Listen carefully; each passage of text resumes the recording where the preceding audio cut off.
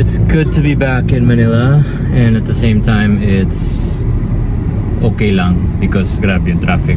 Well, so far sa ilang araw na nandito kami, hindi pa naman ganun kalala ang traffic kasi siguro hindi namin nasasabayan yung rush hour. We are on our way to a Japanese grocery na pinupuntahan namin palagi ni Camille, and alam ko sa inyo pinupuntahan nyo rin to. Nag-start yung love affair namin sa grocery na to during the pandemic.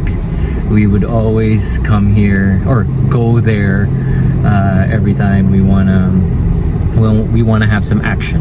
Kasi diba nung pandemic, alam ko matagal na to, and some of us don't want to talk about it anymore. Yung mga little things gives you joy, and going to the supermarket or going to a nice supermarket that parang ticks all the boxes or has like most of the stuff you like is very satisfying. Pero then they say that never go to a supermarket hungry. So I actually just ate. So yun. Anyway, we are going to this Japanese grocery kasi mamaya may dinner tayo sa bahay for 4 people. So it's somewhere here in Makati. It opens at 8 and closes at 6. Yesterday we attempted to go, but then we arrived at 6:30. So this is my second attempt, and it is 1:42. Dito sa corner ng Metropolitan Ave, corner Sacred Heart Street. And dito tayo sa our go-to grocery store here in Manila. If you guys have any recommendations, please do let us know.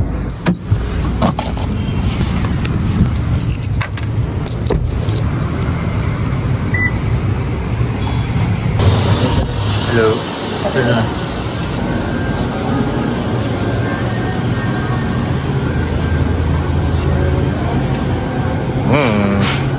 Uy.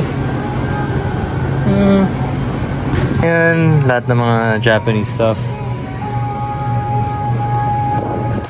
They say you go to a Japanese grocery every Tuesday and Thursday kasi yun yung shipment. I don't know if it's still accurate, but the last time, yun.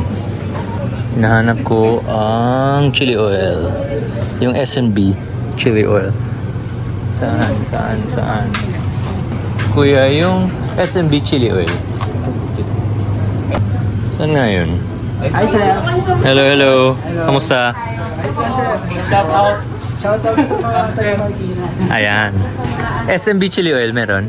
Wow, ang laki. Opo, wala na yung source. Anak ng tofu, ang laki nun. Tagal ng pag-isip ko. Magkano yan? Ito na yung nakuha ko. Pork. Basta. Pero ito yung guilty pleasure ko. Soft-boiled eggs, yun lang, 197 bucks para sa 3 itlog. Pero, you know, Japanese feels. Lagyan mo na ng konting, actually may kasama na siyang sauce. Ako nilalagyan ko lang ng chili oil, konting spring onions. You know, it's a meal already, high protein. Let's get 3. Pagdating minsan sa pagkain, hindi mo na tinitingnan yung presyo. Pero pag bibili ka ng sapatos, parang nagtatlong isip ka or 4 na isip. Let's go, bago maubos pera natin. Pag natin pakita yung bill natin, wag na.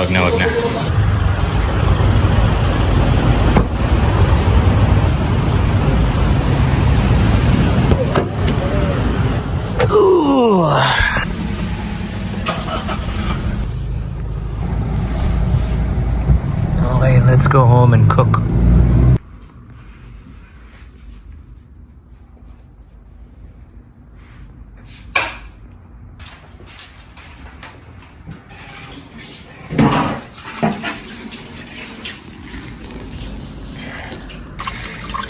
So gagawin lang tayo ng chicken stock.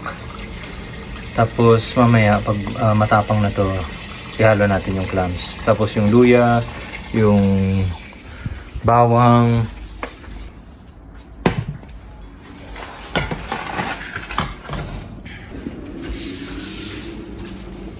So, tinanggal ni Chef Jerry ang stock dahil... Ano ang dahilan mo? Para po igisa ko yung garlic and onion para po maigisa ko sa chicken. Tanong, what if kung igisa mo ang onion and garlic sa separate pan tapos ihulog mo? Anong difference? Mas maganda po chef na dito ko pa rin po siya Gisa? igisa para po yung aroma din po nung pinagbagaan ng manok may masama. Okay. Kaya importante pag nagluluto ka kasama sa kusinero mo, magtanong-tanong ka rin, huwag ka lang magmando lang. Kasi nagtataka ako kanina, bakit niya ginagawa yan? Tapos buti lang nagtanong at saka nagtanong, edi may napulot tayong bago. Mas madalas chef sa pag manok ang gigisa niyo. Konting oil lang talaga kasi nag-oil pa talaga yung chicken pag ginigisa. Tama, especially kasi may mga balat-balat pa eh. Yes, lalo na po pag may mga bones. Kahit konting sangkap lang, pero tamang proseso, mas malinamnam. Yes.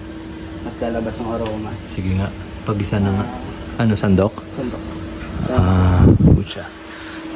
Kulang ako sa sandok dito. Ay, yung sandok ko na sa Dubai lahat. Si Chuleta kanina mga 1 oras tumatahol. Ngayon hindi na. Kasi binigyan siya ng treat ni Chef Jerry. Ba't ang ganda mo? So it is 5:45 and 1 dish pa lang kami. Not surprised. We're just kidding.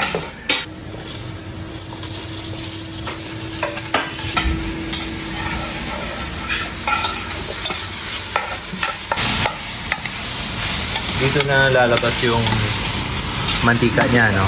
Yes. Matiga ng manok. Ito naman, mantika ng sesame oil. Mushrooms. Babe, can you open the oven, please?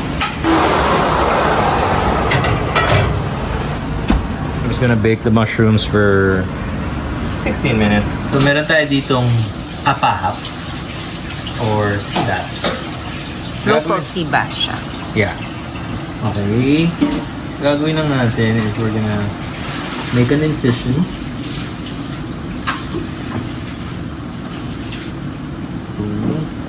I'm gonna bake this. So ito yung mga dishes na pwede nyong gawin na sobrang simple lang kung meron kayong oven or malaking air fryer or toaster, pasok nyo na yung isda. This is a very straightforward, soy, ginger, leeks. I'll make a little twist.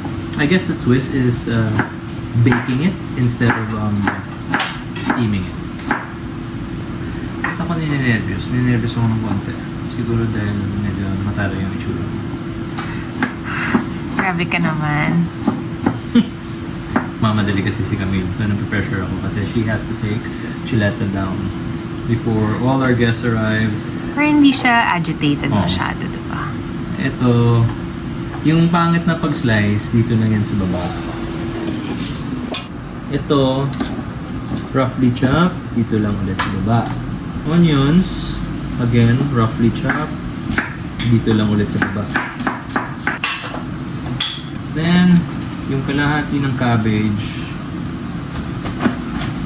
i-shred ko lang siya.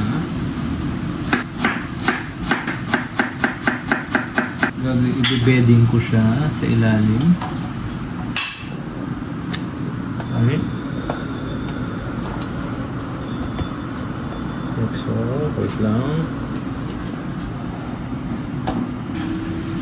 Feeling ko parang nakatutok ng balon sa akin kasi nagmamadali si Camille. And isang oras na. Well, hindi. Mas nakaban ako sa'yo kasi kailangan mo this. Right. Then, maglalagay ako ng tubig. Bakit? Kasi gusto ko gagawa tayong konting fish stock. Yung juice ng fish and ng vegetable, gusto ko maghalo and gusto ko magkakaroon siya ng parang konting dew niya or sabaw niya. Good quality soy sauce. Mas maganda yung light soy. Yun lang, actually. Yun lang. Then, pasok ko lang siya sa oven. Pwede nyo siyang takpan kung gusto nyo. Alam ko na. Takpan ko siya nito. Yan. Diba?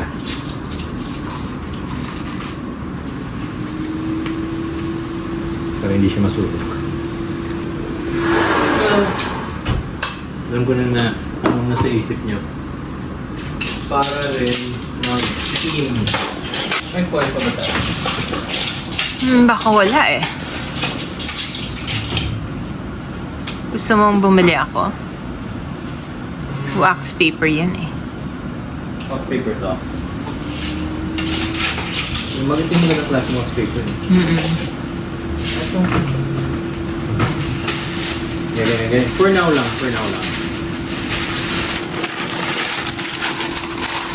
Takpan ko lang. Matago niya yung juice and mag-steam siya ng konti. Pero sige, babe, pabili na lang.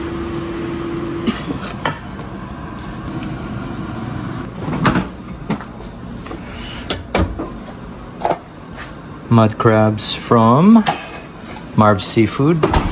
Gagawin natin, ibuboil lang natin.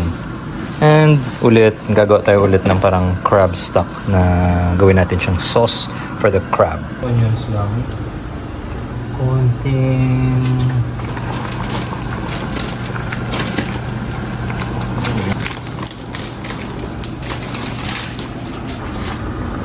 Yan. Then, lagyan ko konting patis.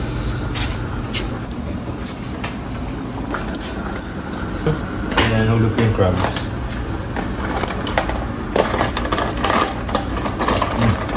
Mabango ko ito. Yan. Tapos, takuluan lang natin. And then, pag naluto na ahon, and then, yung soup na to, titimpla natin. Yun yung dipping sauce niya. Tinanggal na ni Jerry yung mga clams para hindi mo overcook. And then, ito, i-reduce natin. And then, yung clams, pang-garnish natin. Then, ito naman, luto na. Ito yung next. Yeah.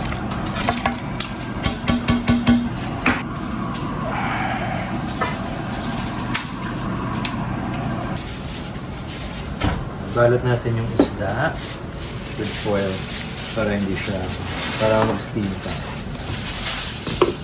Sesame oil lang para bumango pa. Then ito, half cook ko lang to. Mamaya pagdating nila, ito.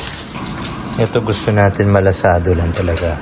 And then I'm gonna serve it cold. So ito yung ating kung saan tayo nagpakulo ng shrimp, crab, tapos may nori, nilagyan natin ng patis. Isi-strain ko lang siya kasi matapang na and para mamaya malinis yung ating sauce. And then lalagyan ko siya ng labong. Yan.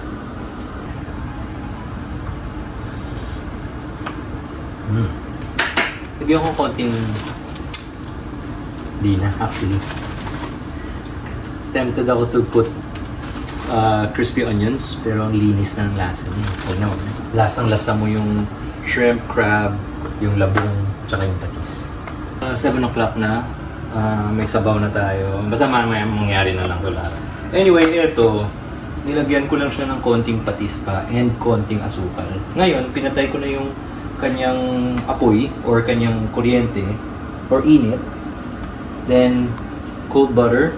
Lagay ko off the heat. Yun na, bisita. Lalapot ko ng konti. Anyway, nagulat ako. Nandito ng bisita natin para set up tayo. Nandito na yung mga bisita natin. Uncle Winston, Kitty, Carlo, we're not set up yet. Hello, hello. Hello, hello. Okay. Para makastart na yung ating gabi, mag-start tayo sa shrimp from Marv's and sa crab from Marv's. And meron tayong special sauce. Yung sauce mo nga, Winston, from where? Ano rin, it's so good. It's so good. Teka lang, saan na yung label? Ito. It's so good. Ito ba yun? Yeah. Where's that? The eco pad. So, ito yung laksa kit nila. Ito yung pho kit nila. I think it's here. Yeah, this one. Ayan. It's so good. It's so good. So, mamaya, habang pag-uwi nyo na, yung mga kusinero, yung kinakain nila, yung mga dala ng bisita or yung mga hindi namin niluto. So, ito yung kakainin ko mamaya. It's so good. It's gonna be so I haven't cooked in this kitchen for like more than a year. Oh yeah. So this is like, I feel like first day, medyo magulo. Anyway, so pinakuluan ko yung crab and yung shrimp dito. Then nilagyan ko siya ng labong and patis and a little bit of sugar. labong. Bamboo shoot. Bamboo shoots. So you can dip the shrimp or the crab in either sauces. And then start here, and then after that, you guys will have some soup. It's a chicken clam tinola. Kasi Camille has been requesting for a clam tinola soup or a chicken tinola soup. So ito siya. Then after that, after the soup, we will have some steak. And then, let's see kung may space pa kayo.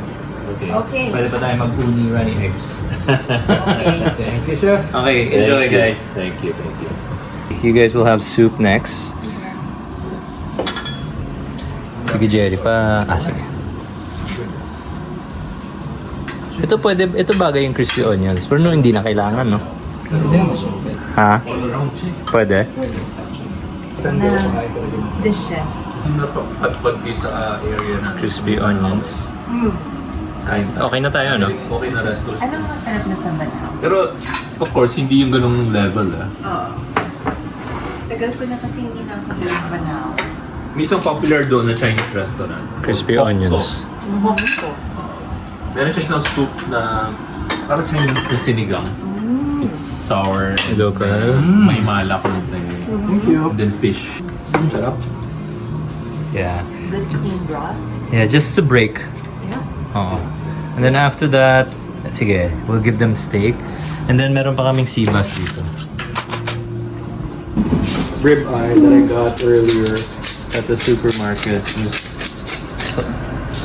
pepper, salt, and really, really hot pan.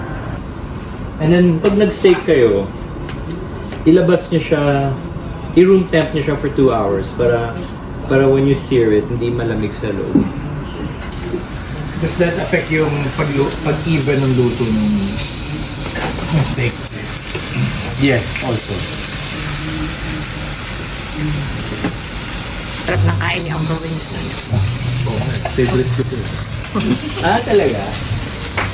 Pero minsan ko lang nakakain. Kaya ako naman ba? Hindi ako lang kumain. Kasi nga takot ako. And growing up, siguro naka-apekto rin na talaga kung yung kumain. Pero yun sa'yo, since you were young. Hanap tayo ng... Di ba? Lang ngayon. Or pwede rin.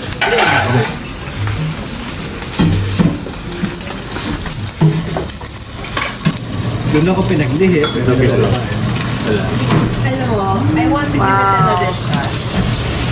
Kasi may hilig ako sa family snake, sa malang and laksan. Oo. Ang in-between. wow. Wow. Wow. That's how it's steak.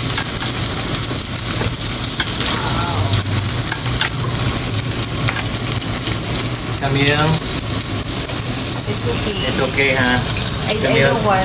Camille can't have medium rare kasi. It's okay. You guys can have it kasi ayoko pag well done. So you would rather not have it. So, pag nag-steak ako, sikreto.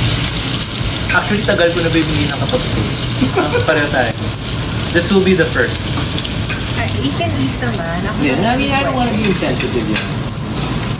Ayun yung bulga. Ay, yung bulga. Tuloy. Yung sibas. Sorry ka.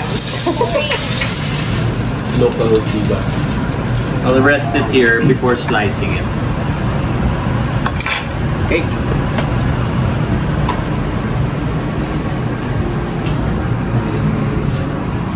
Hindi ba? Ang klaseng host pa. So ito muna yung sibas. Konti lang. So nilagyan ko siya ng water when I baked it. Parang magkakaroon siya ng soy fish broth. It's a bit matapang, so konti lang. Then I'll put some crispy onions.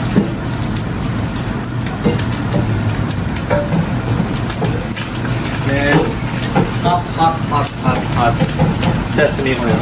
Very hot.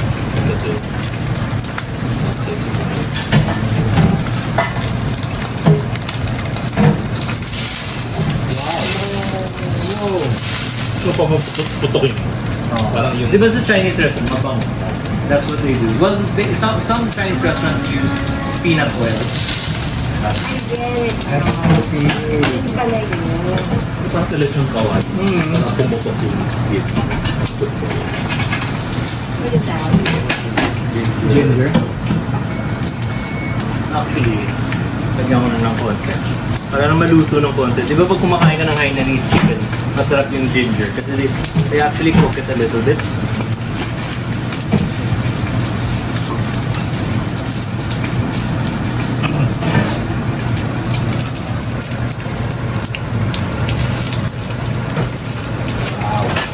And Looks solid. Ito. so in my past life, I wanted to become a Chinese chef. I actually even worked in a Chinese restaurant as a waiter because I didn't speak any Chinese. Para lang I could learn. Everyone happy? Everyone happy? Yeah, super. Super. Thank you, Jerry. Thank you, Okay, good night. Chef. Thank you. Bye-bye. Are you happy too?